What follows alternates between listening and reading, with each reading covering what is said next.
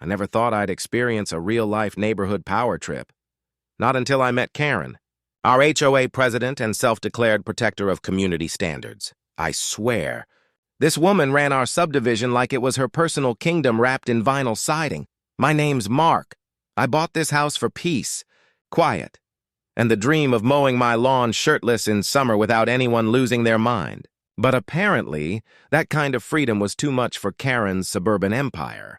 Within months, I'd received 3 official warning letters, one for unapproved garden decor, one for overgrown daisies, and my personal favorite, failure to maintain uniform mailbox height. No joke. She carried a ruler, but nothing, and I mean nothing, could have prepared me for that fateful Tuesday morning. I walked out with my coffee, ready to grab the paper, and froze mid-step. My front lawn was gone. In its place was a freshly paved slab of asphalt, complete with white painted lines, a blue handicapped spot, and a shiny new sign that read, "Reserved HOA Guests Only." I actually dropped my mug. And there she was, Karen, standing proudly in her neon pink jogging suit, arms crossed, wearing that trademark smirk like she'd just solved climate change. "Good morning, Mark," she chirped. "You'll be happy to know the HOA has expanded its visitor parking area for the community's benefit. We selected your property as the perfect location." I blinked.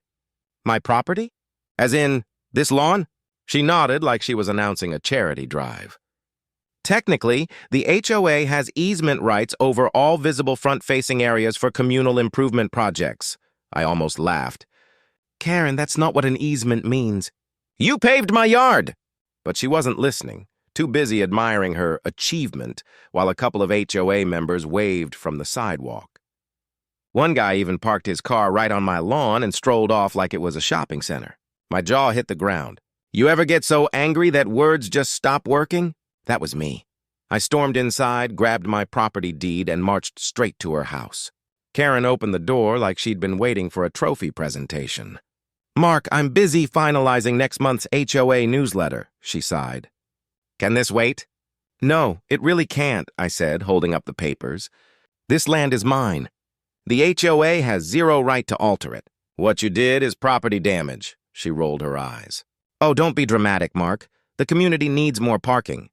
You weren't using that grass for anything productive?" "Productive?" I repeated. "It's a lawn, Karen. What do you want me to do, plant corn?" That wicked little smile spread across her face. "Well, if you had attended last month's HOA meeting, you'd already know about the parking expansion vote. Here's the thing. There was an HOA meeting last month, held on a Tuesday at 10:30 a.m., when literally everyone was at work. No doubt she voted herself full permission for this. That's when I decided I wasn't letting it slide. That night, I dug through county codes, zoning laws, and permit databases. And bingo, Karen hadn't gotten any county approval for the asphalt. Not even a construction permit. The kicker? The contractor she hired was her nephew with a rented cement mixer. Technically, that made it illegal construction on private land, so I made some calls. 3, to be exact. 1 to County Code Enforcement, 1 to the Environmental Division, and 1 to the Department of Transportation. Because I had a hunch her so-called parking lot sat way too close to the drainage line. By morning, I had a full lineup of government officials ready to roll like it was inspection day at Santa's workshop. And wouldn't you know it, the next day, while Karen was proudly showing off her community improvement project to 2 HOA board members, a white county pickup pulled up. Then another. And another. Out stepped 3 inspectors in bright safety vests, clipboards in hand, moving with that official air of quiet authority. Karen froze mid-sentence as they approached. "Good morning," one said flatly. "We received reports of unauthorized paving on private property." "Who's responsible for this construction?" Karen stammered. "Well, I am. I mean, the HOA is, but it's for the good of the neighborhood." The inspector looked down at the ground, unimpressed. "Ma'am, this violates Section 8 to 212, unlawful alteration of residential property without a permit. We'll be issuing a stop work order immediately." Karen's face twisted like someone had just told her Starbucks was outlawed. "Excuse me? You can't stop an HOA project?" The inspector didn't even blink. "Ma'am, you built a parking lot on someone else's lawn." I was standing on my porch, coffee in hand, doing everything in my power not to burst out laughing. Karen's face cycled through 50 shades of red as the inspector snapped photos, marked the asphalt with orange spray paint, and scribbled notes. Then came the cherry on top. One of them turned to me and said, "Sir, we'll have a county crew here tomorrow morning to restore your property." "It'll need to be completely removed," Karen shrieked. "Removed? You can't demolish community property." He smiled politely. "Ma'am, it's not community property. It's his lawn." That night, Karen sent out a mass HOA email titled "Temporary Setback Regarding Community Parking Initiative." In it, she blamed miscommunication with local officials and promised the issue would be resolved diplomatically. Spoiler alert, it wasn't. Because the next morning, at precisely 8:02 a.m., I woke to the rumble of heavy machinery, a county bulldozer. Now, if you've never seen a grown woman try to physically stop a bulldozer before breakfast, you haven't truly lived. That rumbling woke the entire block. Birds scattered, car alarms wailed, and down Maplewood Drive rolled a massive yellow county bulldozer, like a slow-moving tank of pure justice. Behind it came 2 county trucks, workers in neon vests sipping coffee and carrying clipboards like it was just another Tuesday. I stepped outside in my pajamas, mug in hand, ready for front-row entertainment. For once, this wasn't about my mailbox being non-compliant. Karen, of course, was already there, hair perfectly sprayed, clipboard in hand, HOA badge shining like it gave her legal authority over the planet. She stormed toward the crew, heels clicking like warning sirens. "Excuse me," she barked. "What is the meaning of this?" The foreman adjusted his sunglasses. "Ma'am, county order. This area was illegally paved. We're here to remove it and restore the property." Karen blinked, then gave this high-pitched, nervous laugh, the kind that sounds like a dying teapot. "You must be mistaken. This is community land. We approved this through internal HOA procedures." The foreman didn't even flinch. "Internal procedures don't override county law, ma'am. You poured asphalt over private property without a permit." Karen gasped like he'd just insulted her famous casserole. "That's preposterous!" "The HOA has jurisdiction over all front lawns." The foreman raised an eyebrow, then turned to me. "Sir, can you confirm this is your property?" I grinned. "Absolutely. You can even check the deed. I brought copies." He glanced at them, nodded once, then called out, "All right, boys, scrape it." Karen's jaw dropped so low it could have scraped the asphalt herself. "You can't do this! I forbid it!" The bulldozer roared to life, drowning out her outrage. The metal scoop dug in, peeling up the first slab of asphalt like old carpet. Steam and dust filled the air as the bulldozer rolled forward, shredding her community parking lot to pieces. Karen screamed, "Stop! You're destroying community property." And no joke. She ran right in front of the bulldozer, waving her clipboard like a shield. The foreman immediately cut the engine. "Ma'am, please step back. This is dangerous. You'll have to go through me first," she shouted. One worker leaned over to another and whispered, "She's really doing this?" They both tried not to laugh. Meanwhile, neighbors were gathering on porches with their phones out, recording everything. I counted at least 6 people filming. One guy even brought popcorn. Karen puffed up her chest. "This operation is illegal. I'll call my lawyer." The foreman crossed his arms. "Please do. But while you're at it, call your insurance company too. Because this asphalt's coming out." He turned to me. "Sir, county's covering the removal." "You won't be charged a cent. I nearly lost it." Karen stood there red-faced, muttering about abuse of power and neighborhood betrayal. Then her phone buzzed. And that's when things somehow got even worse. The same county code enforcement officer from yesterday stepped out of his truck, clipboard in hand, carrying a thick. The engine roared to life. "Ma'am, you need to move," the foreman warned. "This is dangerous," Karen barked. "You'll have to go through me first." "I swear she's actually doing this," one worker whispered to another, both of them barely holding back laughter. By now, neighbors had started gathering on their porches, phones out, filming every second. I counted at least 6 people recording, and one guy even showed up with popcorn like it was a live show. Karen puffed out her chest, voice trembling with fury. "This operation is illegal. I'll be calling my lawyer." The foreman folded his arms. "Please do. But while you're at it, call your insurance company too. Because this asphalt, it's coming up." Then he turned to me. "Sir, the county's covering the cost of removal. You won't owe a cent. I almost lost it right there." Meanwhile, Karen was fuming, muttering under her breath about abuse of power and neighborhood betrayal. Then her phone buzzed, and things somehow got even worse. The same county code enforcement officer from the day before stepped out of his truck, clipboard and a thick envelope in hand. "Miss Karen Phillips?" He called. Karen froze. "Yes?" He handed her the envelope.